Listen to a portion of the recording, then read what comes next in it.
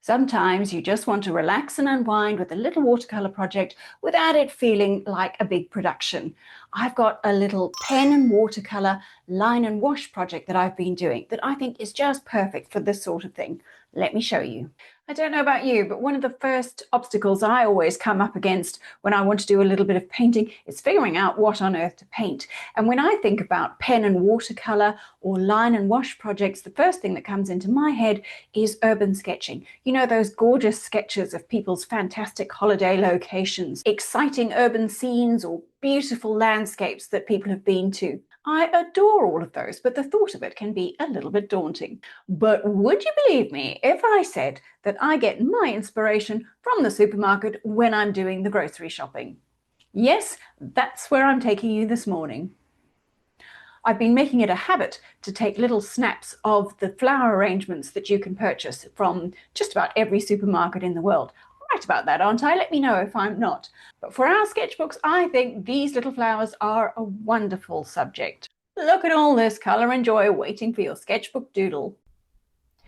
So I've chosen one of the little arrangements to draw, and I'm just going to go straight in with my pen. I'm not worrying about pencil drawing, and sometimes I like to start out with kind of a continuous line drawing, you know, where you leave your pen connected to the page the whole time.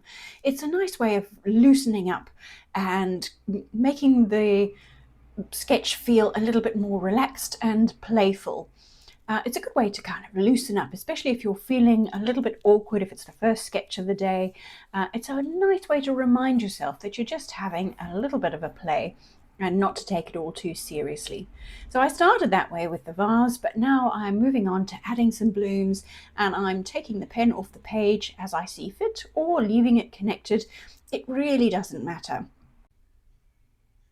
I'm trying to capture the gesture of some of those lovely graceful stems and some of the spiky leaves, and all I really want to do is put those in place and capture some of the larger shapes of the blooms. I'm kind of going for the big outside shape, but there's really no need to try and get it accurately at all, and there's no need to stick to the photo either. Those are just an idea, just a suggestion to kind of remind us what a posy of flowers in a little container looks like.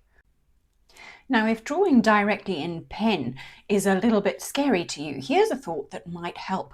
I think that when you're doing a sketchy little playful, whimsical doodle like this, more lines are actually better than less lines. So if you put your line down in not quite the right place and you want to correct a shape and you end up with kind of a double edge on one side of a flower, or you've redrawn one leaf over another, I think it actually adds to it. And you can see I often go back and do that. I'm doing that to the container at this stage, where I'm adding a few extra lines because that adds to the sort of doodly feel.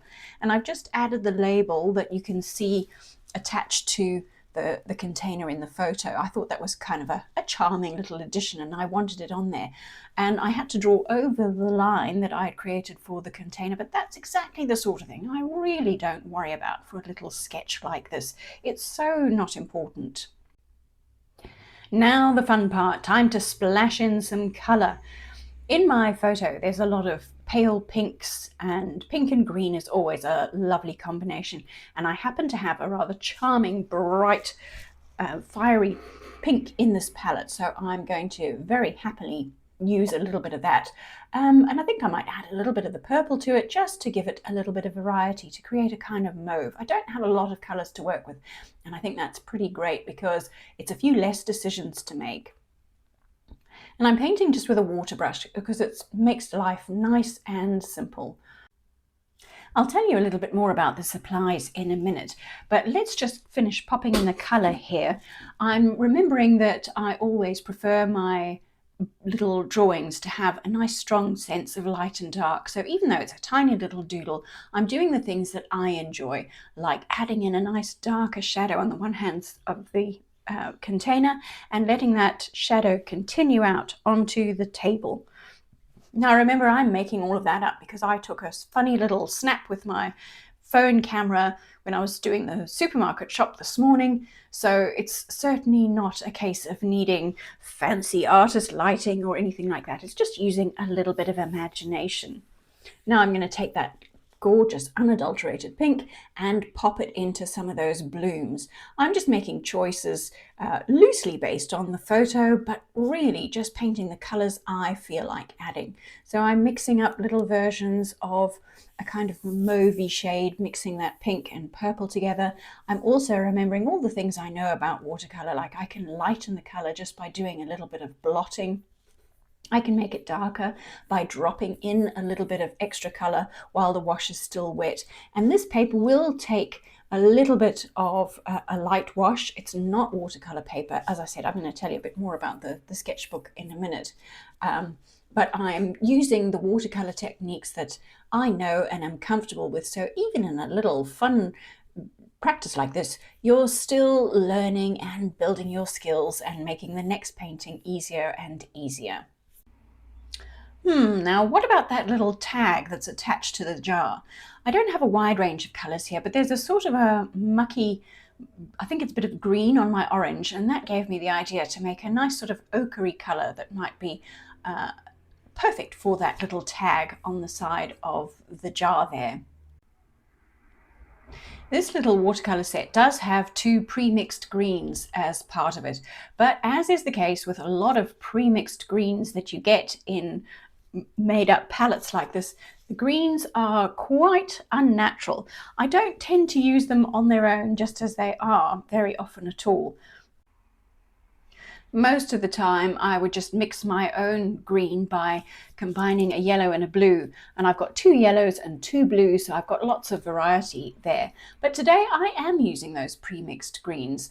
The way you can fix one of those weird pre-mixed greens that looks too vibrant is to dull it down with its opposite color. So that means choosing something from the other side of the color wheel, so a red or a pink, even an orange. Those are all good choices to try adding to some of your pre-mixed greens to turn it from that wildly vibrant sort of unnatural green into something that looks a little bit more muted and true to life.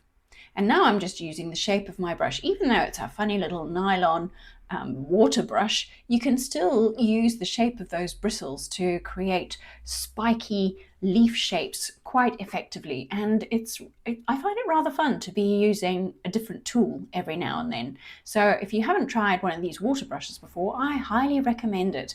They're great fun to have on the go and surprisingly useful. The tip is nylon and it does tend to keep its shape pretty well.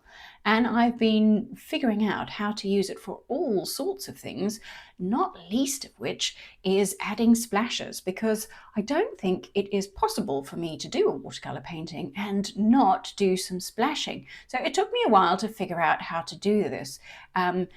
Sometimes you can tap the end of your brush just like a normal brush, and you'll have enough juicy paint on there to do some splattering. But as you can see, I did that and it didn't quite work. So I squeezed a drop of water onto the palette, and then I could make a juicier puddle of paint with which to do the delightful splashing. There we go. Now that little doodle is done. I have left a little bit of space on the side, and I'll show you what I plan to do with that in a moment. But first, let me tell you more about the supplies I'm using. I've been using this tiny little red journal. I do like working very small. This one's actually 5.5 inches. I actually kept the wrapping. How handy, because now I can tell you all about it. It's actually from the Handbook Journal Company, and it's got thick paper, but it's actually made for drawing. It's buff color drawing paper. So it's not actually watercolor paper, but it does say that it will accept light watercolor washes without buckling. So that's quite important. I actually think it's quite nice to have something that isn't actually watercolor paper, even though I'm going to do a watercolor project, because it kind of reminds me that I'm just having a little play. It's not a big deal. So I normally keep this little set together, the tiny sketchbook, and there's these few limited supplies handy. They could be popped into a bag and I could take them on the road, and I always think, of course I'm going to do that. Of course I'm going to do some painting on location. It's been many years, and I've come to accept that I'm probably not an urban sketcher. I'm not yet that bold, but you never know. We live in hope. That I have to say, this little set has made the journey with me all the way to the sofa in the living room, and I do tend to use this and do a couple of these little drawings while I'm watching the endless reruns of Midsummer Murders, to which I seem to be addicted. So it is handy to have a nice little portable project, even if you're not intending to go too far. Of course, I could use my grown-up watercolors, which is what I call my large set that I usually do my big watercolor paintings with. But there's something lovely about having a tiny little compact set with limited choice, and I do enjoy the bright colors in here. Only having a few colors is a good thing. I've got a few less choices to make, and there's plenty there to keep me happy for this tiny little project. I enjoy these pocket water brushes. You know, these are the ones that where you put water in the barrel, so you've always got water good to go. If I'm painting with water, I usually like to have a kitchen towel available to do any mopping up, and that's really all that I need to get started. Now, since that was so quick and so fun, we may as well do another one. I couldn't resist adding a second little vase because I took photos of plenty of them, and as you saw, there were plenty to choose from. And of course, there's nothing stopping you from painting exactly the same thing over again, or try it with a slight variation, like zoom in a little bit and paint a little bit more of a close-up. If you did one that was more of a distance, you can actually get quite a lot of mileage out of the same tiny little photo that you took on your phone, if you so choose. And I'm going to choose similar colors so that my 2 pages on this spread kind of coordinate rather nicely. And then let's see what we can do with that little bit of space that I've left in the middle. Now, I'm certainly not opposed to leaving a bit of white space in my sketchbook. In fact, I think it can be quite nice sometimes. But I'm also a bit of a fan of the odd quote or uplifting thought for the day, something like that. And I love adding a little bit of writing here and there. However, I must say that I've always been a bit reluctant to do this because I don't love my handwriting. I think my handwriting was almost good enough to qualify me to be a doctor, because I'm never happy with it and it's never very consistent. But I have been figuring out different ways to approach lettering. I suspect I'm never going to be a particularly good calligrapher, but I've definitely found a few ways that make lettering feel a bit more approachable to me. So it's more like a fun way of adding a little bit of text to a page if I feel so inclined. And I'm actually working on a little course that includes some of these ideas that I've come across that I've been enjoying using to add text to different watercolors. And the course I'm working on is going to combine basic watercolor techniques with some of this lettering in quite a fun little project. I still have a few videos to record for this course, but if it sounds like something you're interested in, I will pop the links to the waitlist in the description of this video in case that's something you'd like to hear about when it's ready. For these little pages, I had 2 little sentiments that came to mind when I looked at these pages, and of course I was very much enjoying painting with the bright pink, so I chose a couple of the words that I could include in larger letters so that I had some space to add a bit more of that gorgeous bright pink. I really hope that sharing this little project has inspired you to grab some very simple supplies and look no further than the everyday for a straightforward subject that you can choose to create a little happy doodle with, just so that you can give yourself the chance to relax and unwind and play with colour. And if line and wash is something that interests you, I have made a couple of other videos on that in the past. I'm going to pop them up on the screen so you can watch those ones next. Happy painting!